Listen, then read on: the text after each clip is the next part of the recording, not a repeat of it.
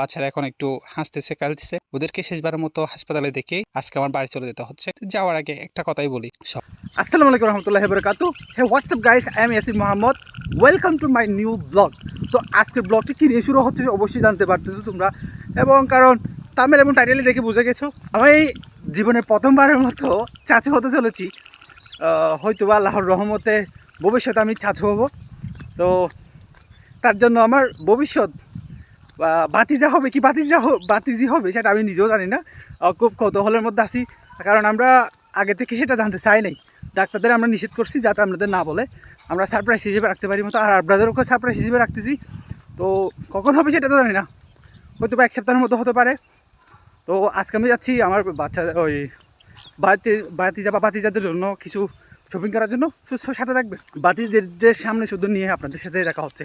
তো আমি শপিং করতে যাওয়ার আগে আমাকে চলে যেতে হয়েছে টিউশনের মধ্যে, কারণ আমি যে শপিংটা করব সেই টাকাটাকেও আমি জমিয়েছিলাম আমার টিউশনের টাকা থেকে। তো আমি প্রথমে টিউশনে চলে গেলাম। টিউশনে গিয়ে দেখতে পাচ্ছি রিমিকা হচ্ছে আমার টিউশনের যে স্টুডেন্ট আছে ওর ছোট বোন। তো ওর সাথে অনেকক্ষণ খেলাধুলা হলো, অনেক দুষ্টামি করলাম। দুষ্টামি করার পর আমার স্টুডেন্টকে আমি পড়ানোর পর আন্টি এসে নাস্তা দিয়ে গেল। নাস্তাটাকে খেয়ে সেখান থেকে সন্ধ্যার আগে বাহির হলাম। সন্ধ্যায় চলে গেলাম একটা টিউশনের মধ্যে। সেখানে যখন পড়াচ্ছিলাম, বড় ভাই ফোন করে বলতেছে তোর কোনো কিছু নিতে হবে না, আমি সবকিছু নিয়ে নিচ্ছি বাচ্চাদের জন্য। ওটা শোনার পর আমার খুব বেশি খারাপ লাগছে, কারণ আমি টিউশন থেকে অল্প স্বল্প টাকা জমিয়েছিলাম আমার বাইফু বা বাতিজি যাই হোক না কেন তাদের জন্য কিছু নিব এটা ভেবে। তো বড় ভাই বলতেছে তোর নিতে হবে না, আমি সবকিছু নিয়ে নিলাম। তো তারপর আর কি করার, কিছুই করলাম না।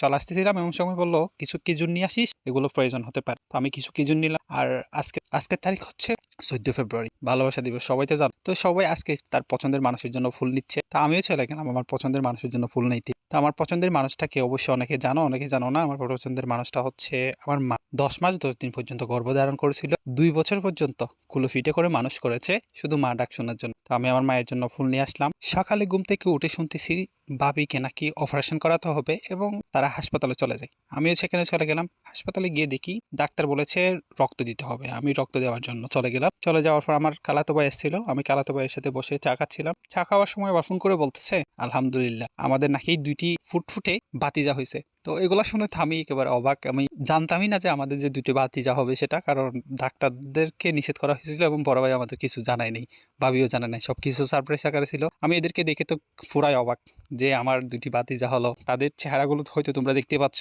আর আজকে আমার জন্মদিন ছিল বলে ফেসবুক এবং ইনবক্সের মধ্যে অনেকে উইশ করছো, আমি তোমাদেরকে কোনোভাবে কোনো কিছু বলতে পারি নাই। বা অনেক বন্ধুরা বলতেছিল ট্রিট দেওয়ার জন্য, তাদেরকে কোনো ট্রিট দিতে পারি নাই। কিন্তু আল্লাহ তাআলার পক্ষ থেকে আমি যে এত বড় একটা উপহার পাবো সেটা আমি কখনো ভাবতেও পারিনি। এই কয়দিনে 2টি যমজ সন্তান হলো, 2টি ছেলে, আলহামদুলিল্লাহ। এরপর আমি সারাদিন ওইখানে ছিলাম, খাবার দাবার হয় নাই। সন্ধ্যার সময় আমার জ্যাঠাতো বোন আমাকে ফোন করে বলতেছে আই একটু খেয়ে যা, বাচ্চাদের দেখে একেবারে পাগল হয়ে যেতে হবে না। তো সন্ধ্যার আগে বোনের বাড়িতে গিয়ে খাবার দাবার শেষ করে আবারও চলে গেলাম হাসপাতালে গিয়ে দেখতে পাচ্ছি বাচ্চারা এখন একটু হাসতেছে খেলতেছে। ওদেরকে শেষবারের মতো হাসপাতালে দেখে আজকে আমার বাড়ি চলে যেতে হচ্ছে। যাওয়ার আগে একটা কথাই বলি, সবাই আমার ভাতিজা 2টার জন্য খুব বেশি দোয়া করবেন যাতে তারা সুস্থভাবে বাড়িতে ফিরতে পারে এবং তাদের জীবনটা সুন্দর হয় ভবিষ্যতে।